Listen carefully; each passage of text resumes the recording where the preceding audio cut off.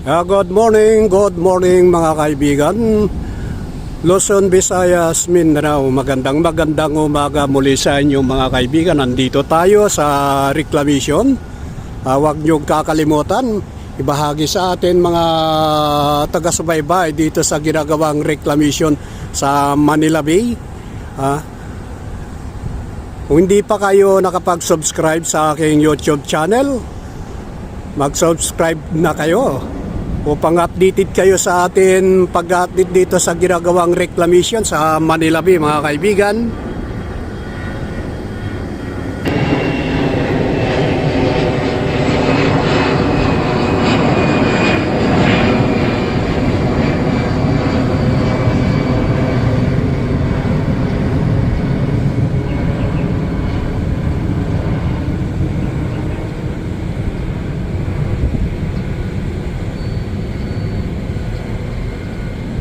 Nagbabaon na yata sila ng tubo dyan, oh. Ayan, yung tubo na ibinabaon o sinusukat nila yung lalim ng kanilang tinambak.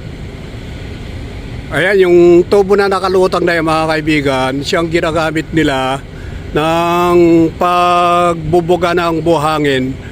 Maaaring yan din na yung ginamit na pagsipsip dito sa tabi. Ayan, dating patag pero ngayon parang naging ilog na. Gumawa sila ng lagusan ng tubig hanggang doon sa may Mall of Asia, dyan sa lugar na yan, at maglalagay sila ng lagusan ng tubig. Mukhang hindi na nga kasi makalabas mga kaibigan yung tubig na galing sa ilog, kaya gumagawa sila ng daanan, kaya naghuhukay sila daanan ng tubig papuntang dagat dito sa area rito. Dahil doon sa gitna mga kaibigan, yan yung mga nagtataasan ng mga buhangin dyan, hindi na basta-basta nakakalabas yung tubig na galing dito sa mga kalsada dahil parang nababarhan na, hindi kayang itulak, kaya maaring dito sila gumawa ng daanan ng tubig galing sa ilog.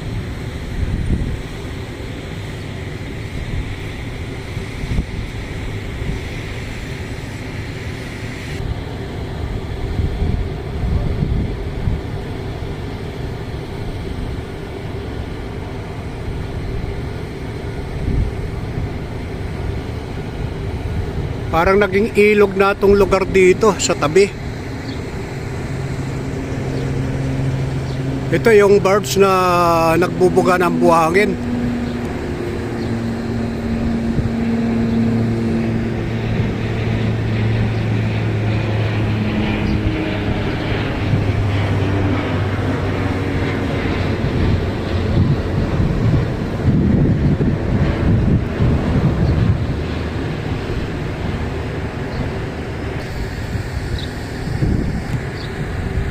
Malalim na yung lugar, ayan o, yung hinukay niya.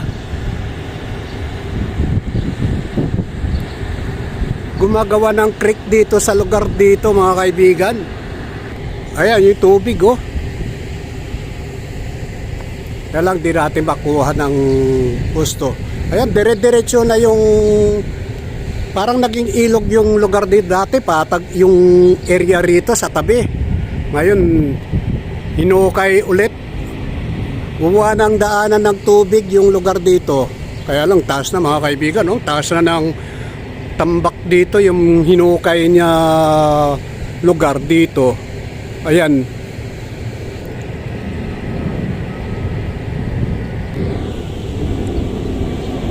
Yung dating patag nasira ulit. Nilaliman yung lugar dito ulit, oh, sa tabi. Yung dating dagat,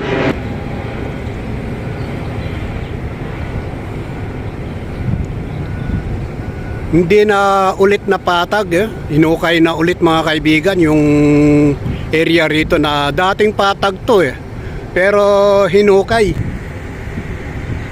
Ayan yung birds na nagbubuga ng buhangin dito sa tabi na siyang nagsisipsip. Kaya lang mukhang ito rin ang naghukay, nagsipsip at gumawa ng parang creek, ilog dito sa tabi.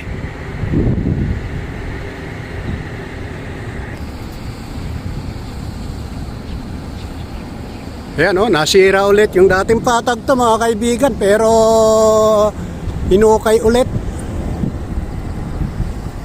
Yung dating dagat, nangyari ito na mga kaibigan. No? Ang lawak yung tinambak na buhangin dito sa ito yung unang-una na tinambakan na area, pero ito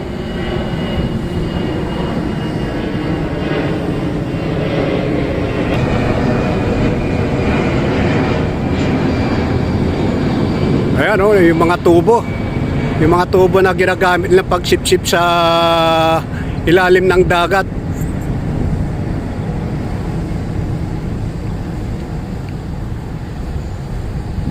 Ayan, hinukay talaga yung lugar dito. Parang naglagay na sila ng ilog na lagusan ng tubig. Daanan ng tubig. Papunta ron sa, ayan mga kaibigan, yung tabi ng nagtataasan ng buhangin. At gumawa sila ng lagusan dyan sa ilog. Ayan, yung aking sinusundan. Dyan sa may peloder na yan, dyan yung area na hinukay. Hindi pa umaabot yung lugar dyan, yung kanyang, yung binubutasan.